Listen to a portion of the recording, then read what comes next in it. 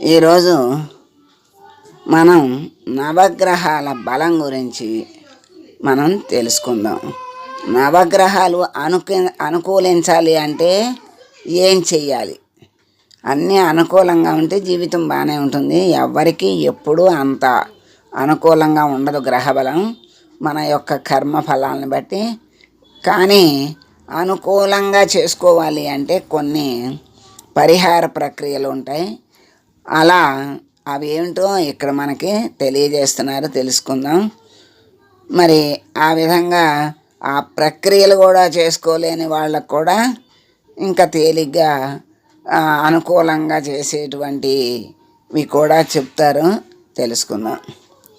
నవగ్రహాలు అనుకూలించాలి అంటే పరిహార ప్రక్రియలు చేసుకోలేని వాళ్ళకి ఈ విధంగా చేస్తే కొంతవరకు గ్రహాలు అనుకూలంగా ఉంటాయి.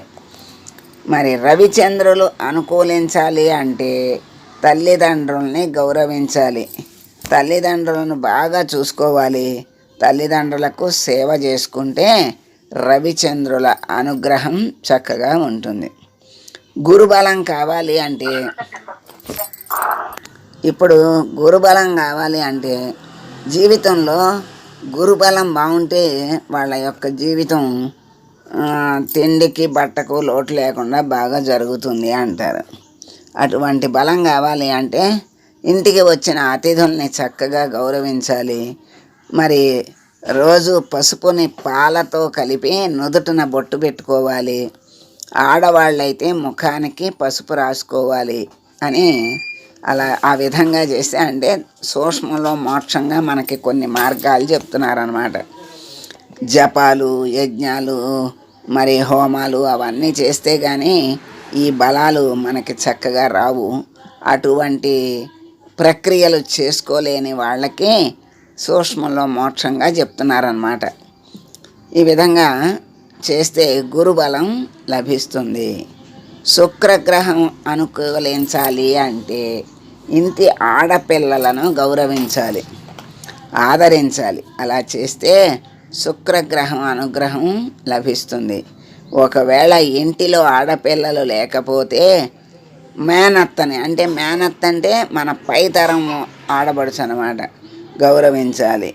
అత్త కూడా లేకుంటే కన్న తల్లిని గౌరవించాలి. కన్న తల్లికి శుక్రవారం రోజు తాంబూలం ఇచ్చి పాద నమస్కారం చేసుకోవాలి. అలా చేసుకుంటే శుక్రగ్రహం అనుగ్రహం లభిస్తుంది. కుజు అనుగ్రహం కావాలి అంటే సోదర వర్గాన్ని ఆదరించాలి, సోదరిని బాగా చూసుకోవాలి.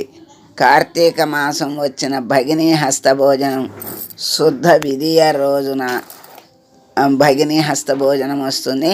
ఆ రోజు ఆడపిల్ల ఇంటికి వెళ్ళి భోజనం చేసి బట్టలు పెట్టి రావాలి.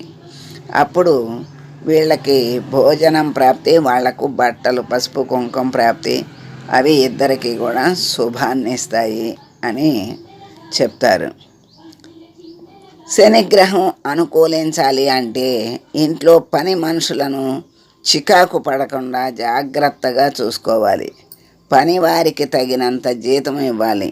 ఇంట్లో పనివాళ్ళు లేకపోతే బీద సాధలకు వికలాంగులను కూడా వికలాంగుల్ని చక్కగా ఆదరించాలి. అలా చేస్తే శనిగ్రహం అనుకూలిస్తుంది. తర్వాత బుధుడు అనుగ్రహించాలి అంటే మేనమామను ఆదరించాలి, యోగక్షేమాలు చూసుకోవాలి. లగ్న కుండలి ఆధారంగా కొందరు జాతకులు అన్నదానం చేయరాదు. ఒకవేళ అన్నదానం చేసినట్లయితే అన్నం తిన్నవారు తిరిగి యజమానికి ద్రోహం చేస్తారు. ఇటువంటి సంఘటనలు మనం అప్పుడప్పుడు చూస్తాం.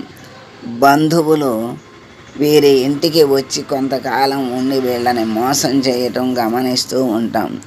వెంట తిరుగుతూ వీరి వెంట ఉంటూ వీళ్ళనే మోసం చేయడం చూస్తూ ఉంటాం. శని భగవానుని యొక్క స్థితిని బట్టి ఈ విధమైన సంఘటనలు జరుగుతాయి. అంటే బుధుడు అనుగ్రహం కావాలంటే ఇక్కడ చెప్పింది ఏంటంటే మేనమామని ఆదరించాలి, యోగక్షేమాలు చూసుకోవాలి అని చెప్పారు.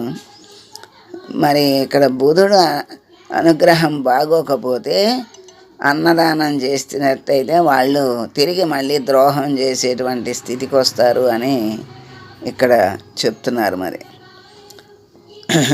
తర్వాత రవి యొక్క స్థితిని అనుసరించి కొందరు ఎవరి నుంచి ఏ వస్తువు ఉచితంగా తీసుకోకూడదు.